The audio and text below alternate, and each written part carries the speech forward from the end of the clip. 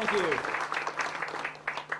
You know, the point of secret projects is that you don't talk about them. It's an honour to be here. I am so happy to have come back and found New Zealand absolutely just thriving, a really, really booming hub of open source. Something I would never have imagined when I left in 1995. There were the seeds there, definitely, and the people doing the early work, but to come back and find this has just been really, really heartwarming. So I've got the envelope for open source project. So that's the outstanding project to develop open source software. And it can be either based in New Zealand or have a substantial contribution from New Zealand. And so it might be worth thinking about the alternative meaning or reading or pronunciation of project, which is to project. And one of the things that open source software lets us do is to project New Zealand's presence into the outside, the global, the wider world. And I think it does this extremely well, as Robert O'Callaghan has just exhibited. Excuse me. So the first project, the first finalist here, is Mahara, which means thought in Māori.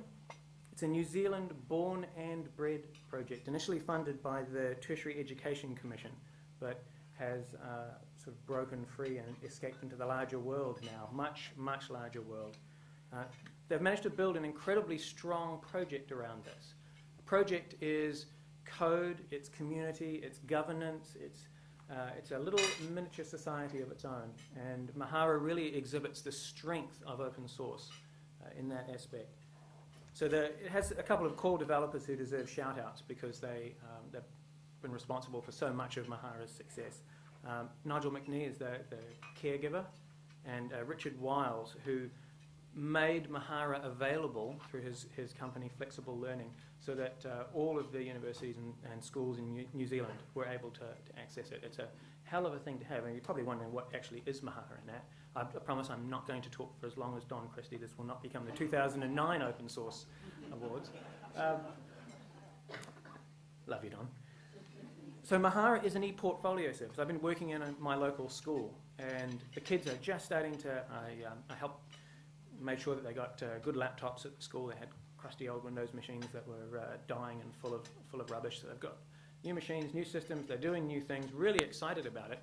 But it's very difficult to show the work that they do to the parents. They're still back in the old stage of let's print it out, put it on the wall, just like when I was a kid, black paper with the white thing on the work of art on the front of it and the name written by the teacher underneath.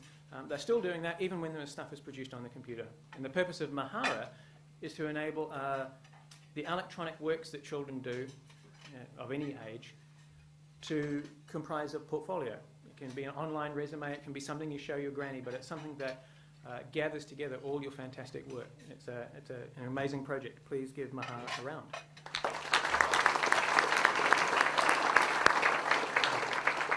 The next finalist is onlinegroups.net and their group server.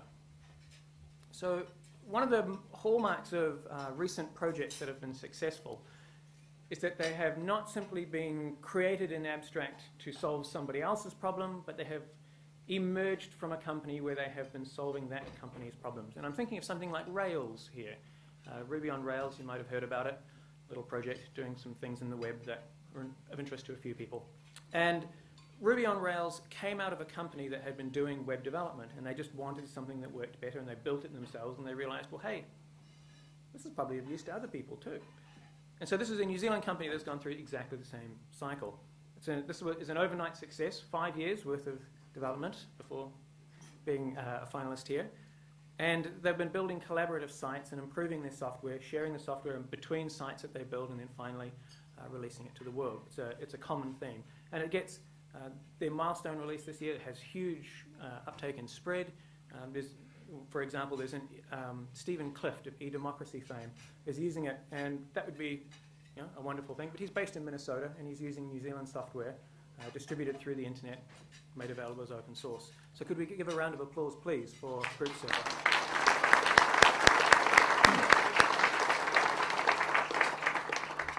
So the next finalist is doing something that I value enormously, because this is something that I did in the early 90s. This is Wiki Publisher. Wiki Publisher lets you take a wiki page, which, wikis are designed for online collaboration.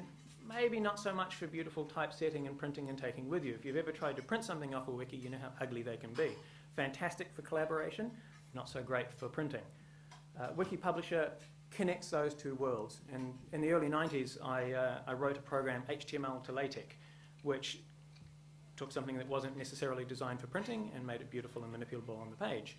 It was, I think, probably my first open source project. So this is near and dear to my heart.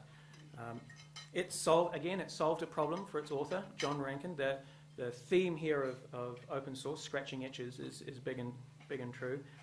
And so he's still using it in his consulting business today, and building a community of fans around it as befits open source software. So could we please give Wiki Publisher a hand?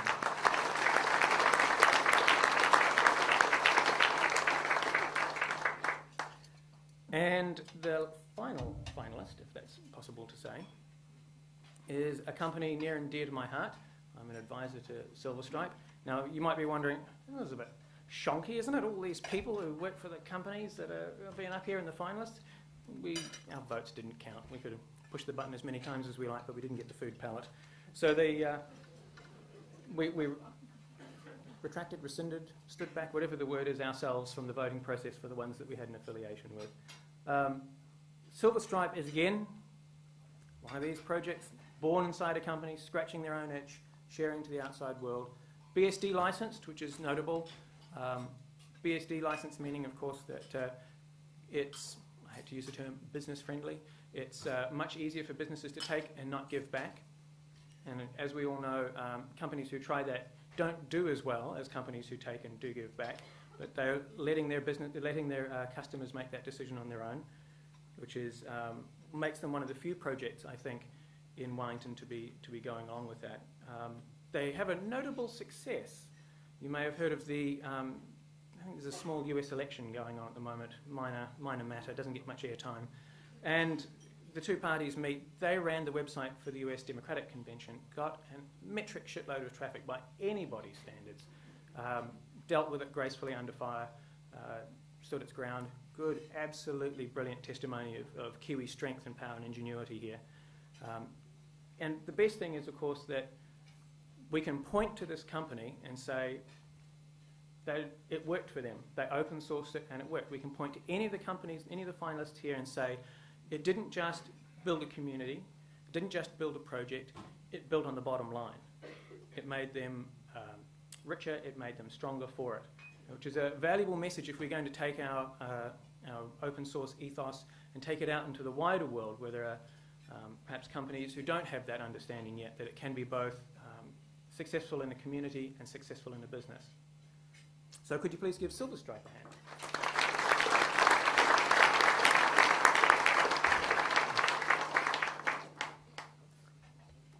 And the winner, 2008 open source project, is Silverstripe.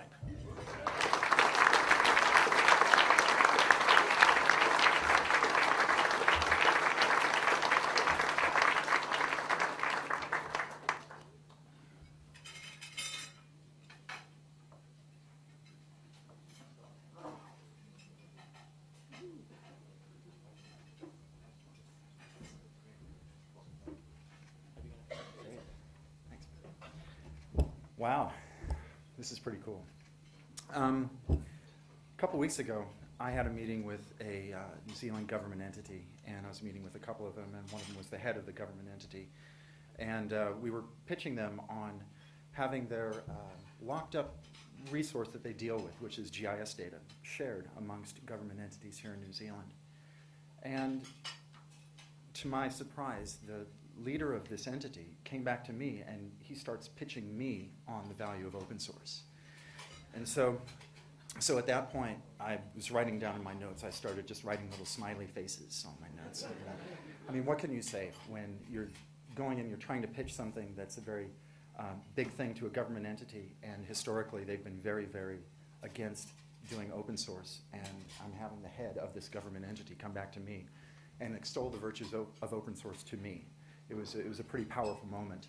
And just to finish this point, the reason why he cares so much about open source is because he has to. There is so much government data that is locked up, GIS data, amongst these various silos in government, that in order to get this data flowing, they have to use open source, and the head of this organization realizes that. So this is a testament really to the open source community. It's a testament to everybody here. We're making our voices heard, and this is a really wonderful thing. Thanks. Just two quick things. I'd like to say that open sourcing our product was the best thing that has ever happened to our business. So open source is completely compatible with business. And on the BSD license, the people who receive the most benefit from the Silver Stripe project are also the people who give the most back to it. So really, you know, the things that people say about open source, they're not just theoretical. They have worked for us as, well, better than we could have hoped for. So thanks.